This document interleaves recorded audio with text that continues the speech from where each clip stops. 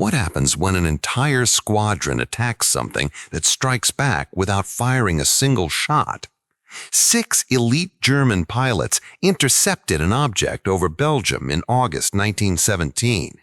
They attacked in coordinated formation with the most advanced aircraft of their era. 4 fell from the sky within minutes. The 2 survivors reported that something took control of their planes. They were declared insane. Both died under suspicious circumstances within 4 years. August 3, 1917, Ypres salient, Belgium. The Third Battle of Ypres had begun on July 31st with a massive British bombardment. More than 3,000 guns had fired over 4 million shells in 2 weeks. The German Fourth Army, under the command of Crown Prince Ruprecht of Bavaria, was defending against Field Marshal Haig's offensive. Jagdstaffel 27, based at Marca Airfield, approximately 15 kilometers east of Ypres, was responsible for defensive air operations over the sector. On the morning of August 3rd, 6 Fokker DR-1 triplanes were dispatched in response to reports of British reconnaissance aircraft operating near German positions.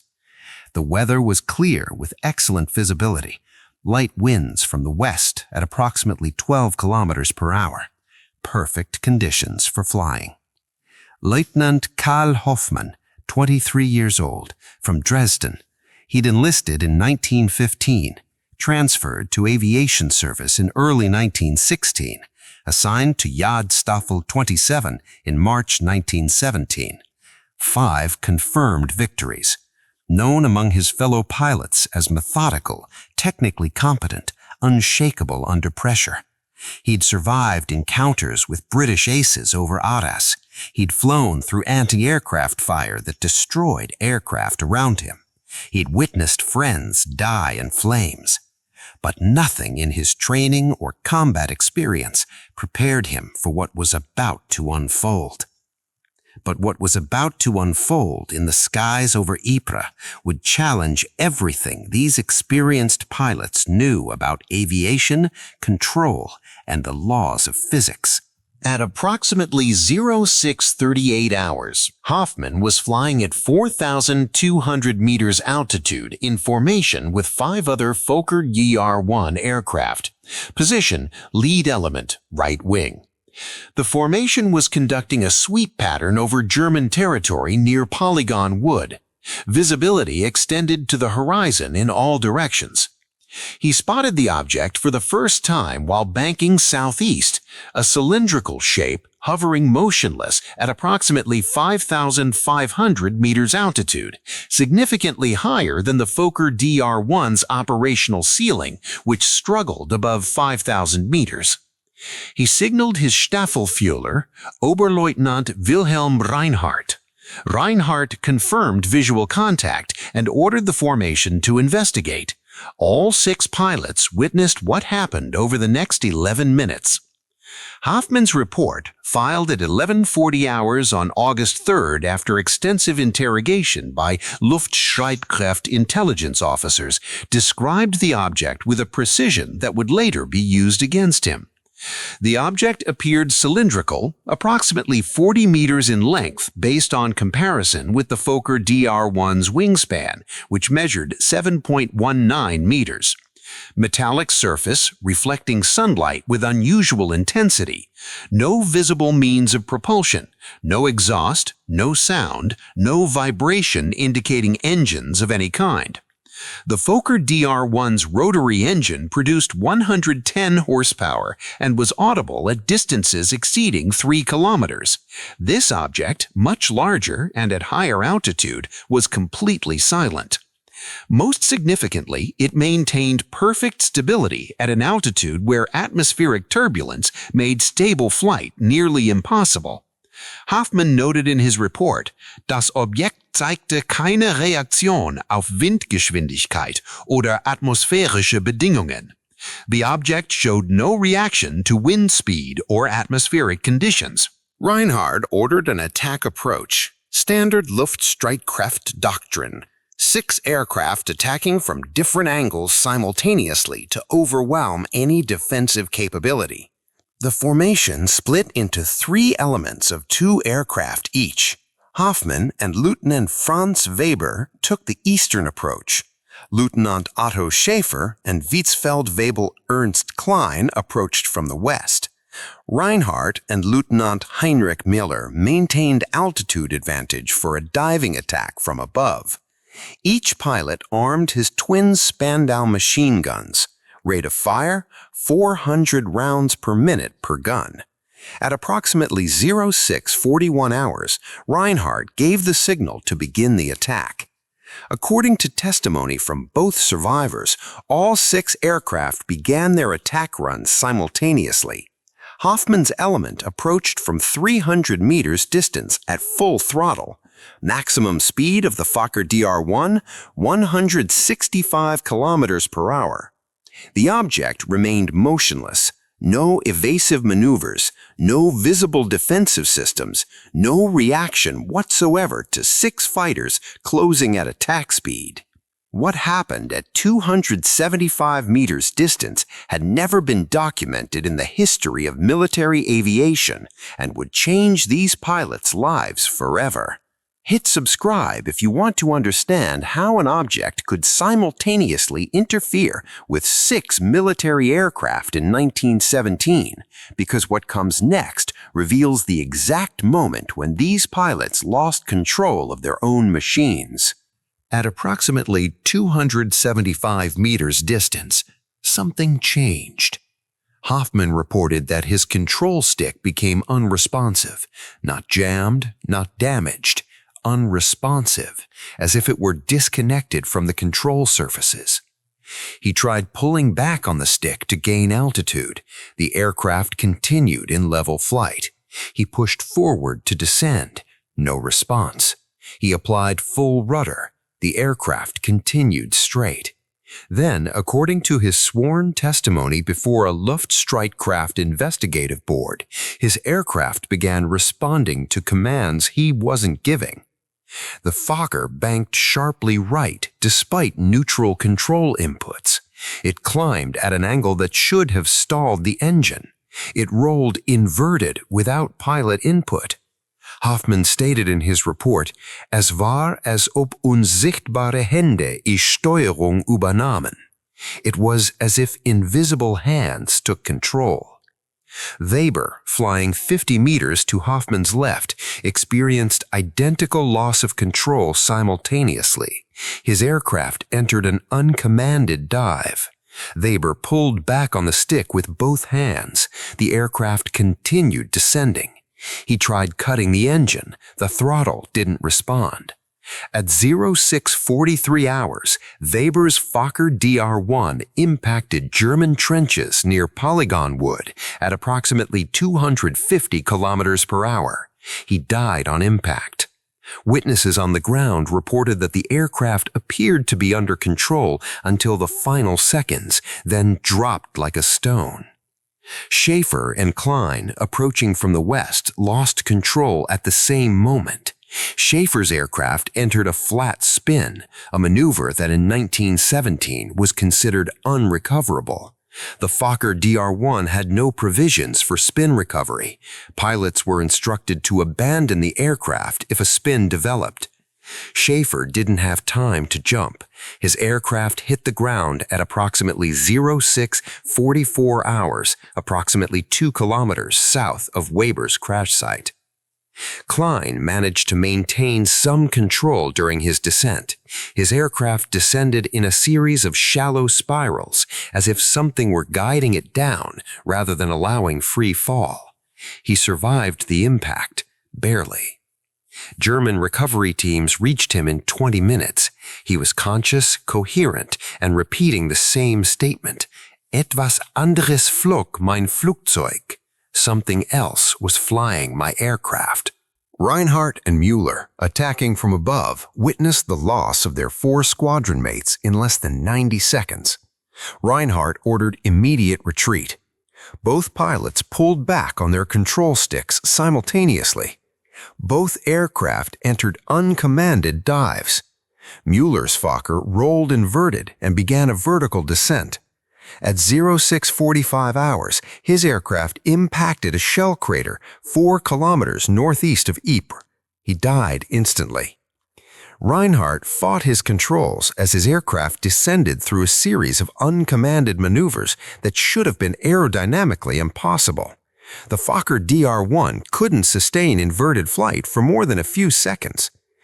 Reinhardt's aircraft flew inverted for nearly 40 seconds while descending from 4,200 meters to 800 meters. At approximately 800 meters altitude, control was restored, abruptly, completely, as if the external force simply released the aircraft. Reinhardt leveled out, surveyed the wreckage of his squadron scattered across the battlefield below, and limped back to Marca Airfield. He landed at 0702 hours.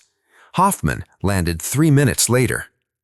Both aircraft showed no mechanical damage whatsoever, control surfaces intact, engines running normally, no bullet holes, no structural stress, no indication of any physical interference. The aircraft had simply stopped responding to their pilots for approximately 8 minutes, then resumed normal operation. 4 men were dead. 2 survivors were about to discover that their ordeal had barely begun. Because what awaited Hoffmann and Reinhardt on the ground would be more terrifying than losing control at 5,000 meters altitude, facing a military intelligence apparatus determined to erase what they'd witnessed. Smash that subscribe button if these events are leaving you breathless, because the systematic suppression coming next reveals just how far military authorities would go to silence the truth about this encounter. Within 2 hours of landing, Hoffmann and Reinhardt were placed under guard and transported to Luftstreitkräfte headquarters in Metz. Intelligence officers from Abteilung 3B, the German military intelligence service, had already arrived to take control of the investigation. Both pilots were interrogated separately for 7 hours. According to documents obtained through post-war Allied intelligence seizures and declassified by the British National Archives in 2003, the interrogations were detailed, hostile, and conducted under threat of court-martial for desertion. The charge: abandoning their squadron mates during combat. The evidence: 4 dead pilots, 2 survivors claiming loss of control due to external interference. No physical damage to the surviving aircraft. No mechanical explanation for the crashes. The implication was clear: cowardice. Hoffmann and Reinhardt maintained their accounts under interrogation. Both described identical experiences: loss of control, uncommanded maneuvers, sensation of external force manipulating the aircraft. Both stated unequivocally that they hadn't abandoned their squadron, that something had taken control of all 6 aircraft, that 4 pilots had died because they couldn't regain control before impact. The interrogating officers documented these statements precisely, then classified every page. Abteilung 3B confiscated all personal logs, flight records, and communications related to Jasta 27's operations on August 3rd. The squadron's Kriegtagebuch, the official war diary maintained by every military unit, shows no entries between 0600 and 1200 hours on that date. 6 hours of operations simply erased from the official record. Hoffmann and Reinhardt were separated immediately after interrogation. Hoffmann was transferred to Jagdstaffel 41, based in Flanders, on August 7th. Official reason: administrative reassignment per operational requirements. Real effect: removing him from contact with anyone who knew about the incident. Reinhardt remained with Jasta 27, but was prohibited from flying combat missions. On August 15th, he was transferred to a training position at the Jasta School in Valenciennes, completely removed from combat operations. Klein, who'd survived the crash with severe injuries, was evacuated to Kriegslazaret 14, a military hospital near Brussels. Medical records show extensive fractures, internal injuries, but complete cognitive function. The attending physician, Stabsarzt Dr. Wilhelm Brenner, noted in Klein's file, quote, "Patient is rational in all respects except his insistence that his aircraft was controlled by an external force. No evidence of head trauma that would explain delusional thinking," unquote. On August 22nd, Klein was transferred to a psychiatric facility in Bad Kreuznach. Diagnosis: Kriegsneurose mit Wahnvorstellungen, war neurosis with delusions. He remained there until November 1918. Fellow pilots who visited Klein before his transfer reported that he showed no signs of psychological distress beyond frustration that no one believed his account. Lieutenant Friedrich Althaus, just at 27, stated in a letter to his family dated August 28, 1917, quote, "Klein appears completely sane. He speaks calmly about the incident. His description never varies. Yet they've declared him unfit for service based solely on the content of his testimony, not on his mental state," unquote. That letter was intercepted by military censors and never reached Althaus's family. It was discovered in Abteilung 3B archives captured by French forces in 1945. The other three pilots, Weber, Schaefer, and Mueller, were buried with military honors. Official cause of death for all three: killed in action during aerial combat operations. No mention of loss of control, no mention of the object, no mention that all three crashes occurred while attacking something German command couldn't explain.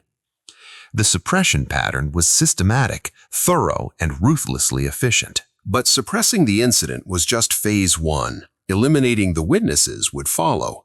And what would happen to these men in the following years would prove that someone was determined to ensure the truth of August 3, 1917, died with them. Lieutenant Karl Hoffmann continued flying combat missions with Jagdstaffel 41 during September and October 1917. According to fellow pilots interviewed decades later, he never spoke about the August 3rd incident after his transfer. Orders, they assumed. On November 8, 1917, during a patrol over the Menin Road sector, Hoffmann's aircraft developed engine trouble and made a forced landing behind German lines. He walked away from the landing without injuries. On November 10th, while awaiting transport back to his squadron, he died in a field hospital near Roeselare. Official cause: complications from influenza. The medical officer who signed the death certificate, Oberarzt Hans Richter, noted that Hoffmann had shown no symptoms of respiratory illness when examined after his forced landing 48 hours earlier. Richter requested an investigation into the sudden onset of fatal illness in an otherwise healthy 23-year-old pilot. The request was denied by Abteilung 3B within 24 hours. Richter died in a shelling incident 3 weeks later while treating wounded at a casualty station. The station was 8 kilometers behind the lines in a sector that hadn't seen artillery activity for 2 weeks. A single shell fell directly on the medical tent. Richter was the only fatality. Coincidences. Oberleutnant Wilhelm Reinhardt survived the war. He was credited with 20 confirmed victories and decorated with the Pour le Mérite in April 1918. After the armistice, he remained in aviation, becoming a test pilot for Dornier Aircraft Company. In 1919, he gave an interview to a Berlin newspaper about his experiences as a combat pilot. When asked about unusual encounters during the war, he mentioned seeing aircraft that performed maneuvers beyond the capability of any machine I'd flown. The interview was published on June 3, 1919. On July 3, 1919, exactly 1 month later, Reinhardt died in a crash while testing a new Dornier aircraft near Berlin. The aircraft inexplicably entered a flat spin at low altitude.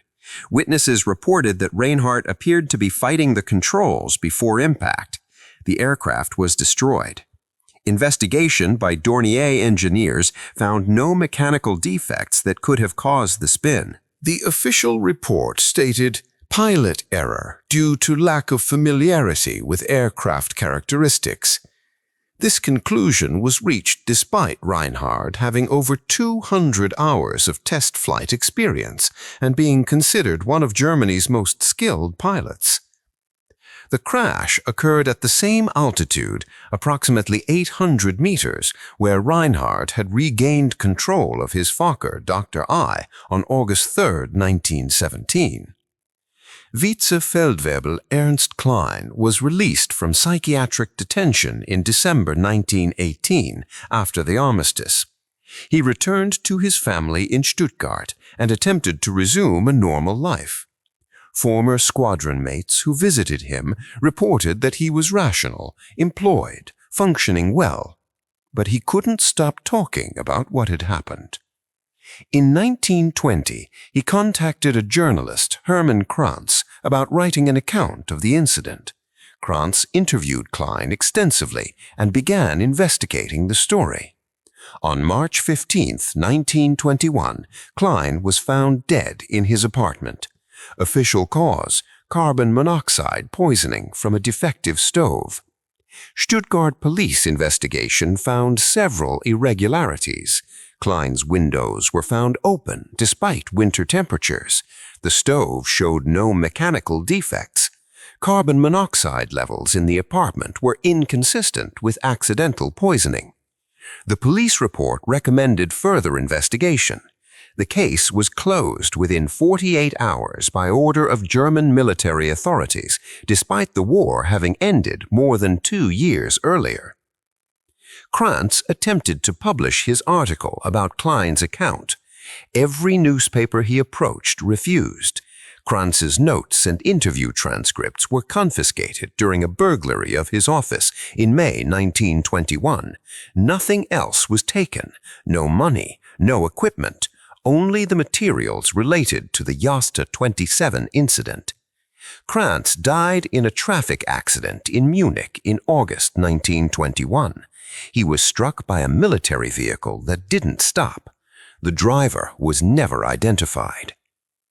6 pilots witnessed an object over Ypres on August 3, 1917. 4 died in crashes that day. Of the 2 survivors, both were dead within 4 years. Researchers who attempted to document their testimony were systematically eliminated. Medical officers who questioned official explanations died in improbable accidents. Documents were classified, seized, or destroyed.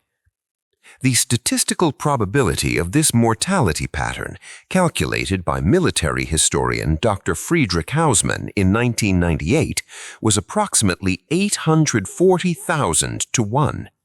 These weren't men in the same unit suffering collective casualties. These were individuals scattered across different locations, different occupations, different circumstances. Yet every person connected to the August 3rd incident died violently or under suspicious circumstances within 4 years of the event. Every single one.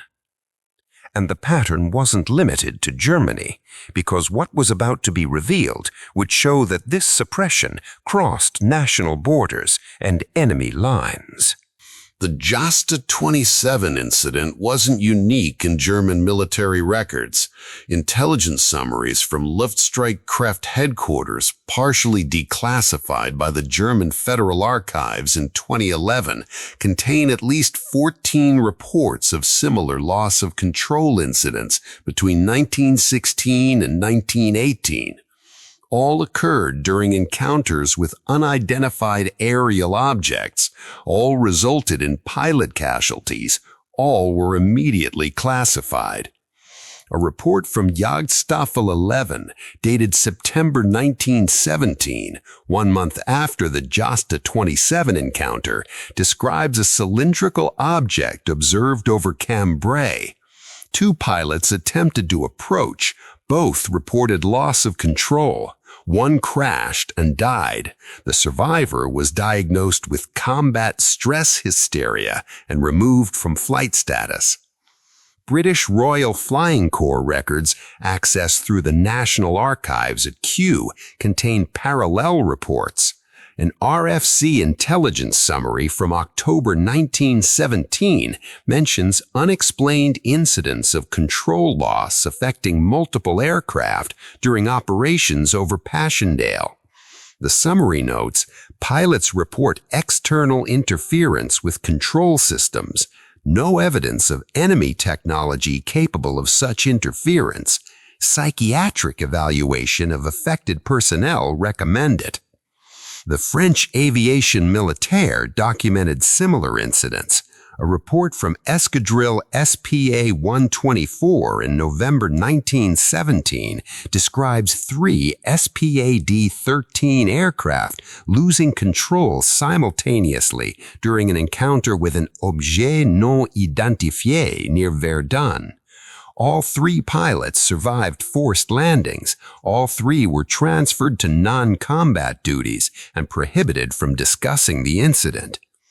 The pattern extended across all combatant air forces, different nations, different aircraft, identical experiences, loss of control during encounters with objects demonstrating capabilities beyond any known technology, and identical responses from military authorities, classification, psychiatric diagnosis, elimination of testimony.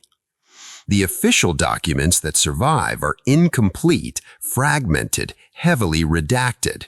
German archives keep most sealed until 2044. British records were lost during archive reorganizations in the 60s. French files remain classified under National Security Authority. But the fragments that have emerged reveal an unmistakable pattern. In August 1917, over the Ypres salient, 6 experienced German pilots attacked something that possessed technology that remains unexplainable over a century later. Technology that could override mechanical control systems, manipulate aircraft remotely, selectively target individual planes within a formation, release control when it chose to do so. No nation in 1917 had anything remotely close to this capability. No nation today will admit to having this capability, yet the records show it happened. The survivors testified, the wreckage proved it, and the suppression that followed confirms it. Archaeological excavations scheduled near Polygon Wood for August 2027 include the exact coordinates where Weber's and Schaefer's aircraft fell. Teams have been instructed to report any unusual metallic fragments or materials of unknown composition. The German archives that were supposed to be declassified in 2024 remain sealed. No official explanation, no timeline for release. 107-year-old materials from a military force that ceased to exist in 1918, still requiring security review. The truth about August 3, 1917 remains buried under layers of classification, suspicious death, and official denial. But the truth exists in the wreckage, scattered across Belgian soil, waiting to be excavated. Leave a comment with these exact words. The controls weren't theirs. Nothing more, just that phrase. It's a signal to me, to others watching, to the algorithm itself, that you understand what happened over Ypres, that you recognize the suppression for what it is. Don't elaborate, don't add explanation, just the phrase. Those who know will recognize it. On August 3, 1917, 6 German combat pilots attacked something that took control of their aircraft without firing a single shot. 4 died in the attempt. 2 survivors tried to tell the truth. They were declared insane, silenced, and eliminated. Their testimony was classified and buried, but their experience, the loss of control, the helplessness, the understanding that they faced something beyond human capability, that experience was documented before it was classified, before it was destroyed, before every witness was eliminated. I've accessed those documents, I've tracked the suppression, I've connected the deaths, and now you know. The question is, what do you do with that knowledge? August 3rd, 2027 approaches. Archaeological teams are preparing to excavate the crash sites. Archives are reviewing century-old files for security concerns. Governments that never formally acknowledged the incident are taking actions that suggest they know exactly what's buried there. Watch, remember, and when the pattern repeats, and it will repeat, you'll recognize it for what it is, the truth they buried under 110 years of classification, psychiatric diagnoses, and convenient deaths. 6 pilots over Ypres tried to attack something that struck back without firing a shot. It took control of their aircraft, killed 4 of them, destroyed the lives of the 2 who survived. They classified it, they suppressed it, they eliminated everyone who witnessed it, but they couldn't eliminate the wreckage or the truth buried with it. Remember August 3rd. Watch the excavations. The pattern continues, and this time, the world is watching. Drop a subscribe if this video changed your perspective on what really happened in the skies of World War I, because every week I dig up stories that military authorities spent a century working to keep hidden.